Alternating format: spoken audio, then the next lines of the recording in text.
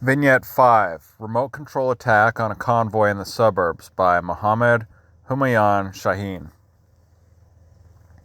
There were some 40 guerrillas in my force. We lived inside Kabul and in the suburbs.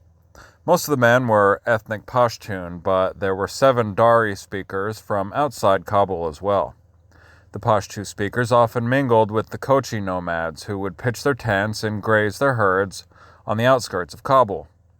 The Dari speakers posed as dairy product buyers when the DRA checked the area. In October 1982, I was a combatant, not a commander. Our commander was Karar. He led us on a convoy attack against the Kote Sangi Darulaman road near Kala-e Alimardan, map Alimardan. It was a combined action involving HIH forces under Commander Didar, Commander Firoz, and Commander Karar, as well as fighters from the Mohseni faction. The combined force numbered 76 men. We expected a convoy from Darulaman to Kabul the next day. We all moved to the area at night and surrounded the area. Our mining teams emplaced 7 remote-controlled Shartaki mines. Then they camouflaged them. After positioning 2 observation posts and designating a detonation team, the Mujahideen withdrew. A Mujahideen known as Sher Baki Kala, a Hazra, and I were the detonation team. Commander Karar was at the Darulaman observation post, and another observer was by the mined area.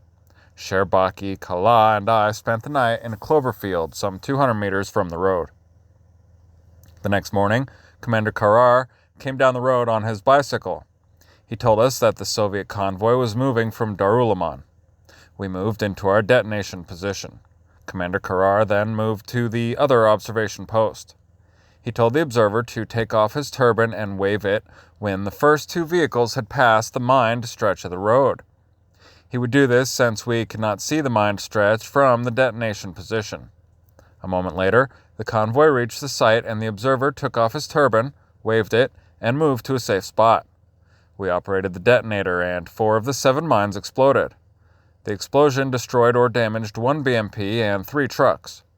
The 4-man Mujahideen group safely escaped from the area. Commentary. It is always a good idea for a detonation party to be able to see the target area. Mujahideen communications were often primitive and, in this case, depended on one visual signal. The attack, like most urban attacks, was a quick, single strike followed by an immediate withdrawal. Such harassing attacks seldom had any major impact other than on morale. It was a good idea to have a small detonation group, but a 76-man force to secure the area while it was mined seems too large. Kabul was under a nighttime curfew, and a large group could be detected by patrols along main roads. Vignette 6: Attack on the Ministry of Defense by Mohammed Humayun Shaheen. In November 1982, some 60 Mujahideen from HIH and Mohseni's Harak-e-Islami launched a night attack on the DRA Ministry of Defense located in the Darulaman Palace, map 14-3 Darulaman. The security in the area was very tight, and the area between the Darulaman Palace and the Tajbeg Palace, headquarters of the Soviet 40th Army, was heavily patrolled. We decided to limit the attack to a short-range RPG attack. The HIH group were armed with AK-47 Kalashnikovs, while the Mohseni group had British Sten guns and other weapons. The Mohseni had the RPG-7 we used in the attack. Both sides provided ammunition for the RPG. We assembled in the staging area at Charkala in the late afternoon. Charkala is about 3 kilometers north of the target. From there, we moved south in groups to the intermediate villages of Kala-e-Pakchak and Kala-e-Bahadur Khan and Kala-e-Bakhtiar. Our attack position was a watermill outside the juvenile penitentiary close to the Darulaman Palace. As we moved, we dropped off security elements. Most of the men in the group were assigned to provide security during movement to and from the target area. Security elements were positioned at key locations, which facilitated our infiltration and withdrawal. Once our forward security elements secured the firing area, the RPG-7 gunner, Sadat, from the Mohseni faction, took his position. He was about 250 meters from the target. He fired 2 rockets at the building. The enemy response was immediate. Guards from around the palace filled the night with heavy small arms fire. We did not return their fire. Instead, we immediately began retracing our steps and pulled out along the route held by our security detail. We then scattered into hiding places and safe houses in the villages of Chardehi. Some years later, a prison inmate who was on the DRA side during the night attack told a Mujahideen contact that about 20 people were killed or injured in our attack. Commentary. The Mujahideen urban warfare tactics were low-level and fairly unsophisticated. Their actions were usually limited to a single strike followed by an immediate withdrawal to avoid decisive engagement with a better armed and supported regular force. Survival dictated the tactics, but their impact was political and psychological rather than military. The work and risk that the urban guerrillas accepted was great, and the results were often minimal or not immediately evident. Mujahideen's success in the urban areas was due primarily to the support of the population and the lack of DRA Soviet control outside the areas that they physically controlled. The cities were under nighttime curfew, but the patrols enforcing the curfew could hardly move safely off the main city roads. The Mujahideen had great freedom of action outside the main thoroughfares and in the suburbs. However, they could not fully exploit this advantage due to insufficient training, poor organizational structure, a lack of modern weapons and equipment, an ineffective command and control system, and a lack of tactical cohesiveness among the various Mujahideen combatant groups. Lack of communications equipment, particularly in the early days of the war, severely hampered the Mujahideen. Vignette 7. Alcohol Can Be Deadly, by The Mountain Man. The DRA 8th Infantry Division was garrisoned in Kabul. We had a contact who was an officer in that division. Over the years, he provided us with lots of good information. His cooperation put him and his family at risk. He wanted to defect to the Mujahideen. We helped engineer his defection while hurting the enemy. We told our contact to arrange a party on September 24, 1983. He invited the political officer of the 8th Infantry Division with 2 Soviet advisors who worked with them to his home in Khat-i-Sangi.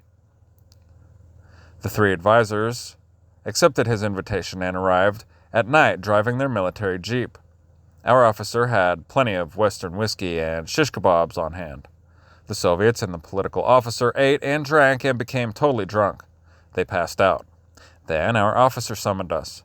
He came into his house and carried the unconscious drunks out to their jeep. We drove them to the village of Kala-i-Kazi, located to the southwest of Kabul. Since we were in their jeep, no one stopped us or challenged us. We took the drunks out and sent the jeep back to the officer. He loaded his family into the jeep and took his family to Pakistan. Then he joined our cause openly. We carried the drunks to a hideout in the Morgiran mountain village. When the drunks sobered up the next day, we offered them the chance to convert to Islam and to choose a righteous path. The Soviets became very angry and began cursing us and insulting us. They stated that there is no way back from the path chosen. Afghanistan will be communist. We will not accept you or your dirty religion. They refused to cooperate. We could not get them out of the area without some cooperation on their part, and we could not shoot them because the shots might draw attention from nearby security outposts. So we buried them all alive. We kept their clothing and papers, which we eventually sent to HIH headquarters in Peshawar. The next day, the Soviets surrounded the area, so we left and went to Parwan and Maidan. While the Soviets were looking for us, they had a clash with Malawi Ramat Gul's forces. After the clash, the Soviets found where we had buried the 3. They were all dead, and their bodies had turned black. Vignette 8.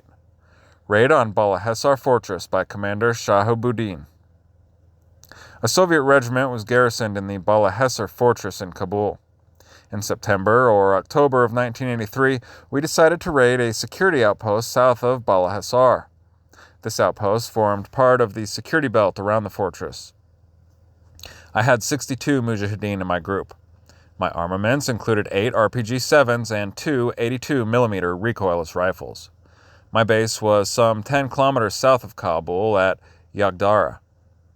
We planned the raid in our base at Yagdara, moved in the late afternoon to the village of Shawaki, and waited until dark. We moved out at dark. On the way, there were several regime outposts. I detailed a 5-man security element against each one as we passed it. The main outpost was at Akozi, and others were at Bagi Afzal and Kalacha.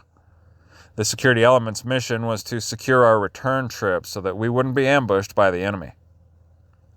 We reached Bala Hissar Fortress, which is surrounded by several security posts. I retained a 15-man attack group and posted the rest of my command as security elements guarding the other outposts.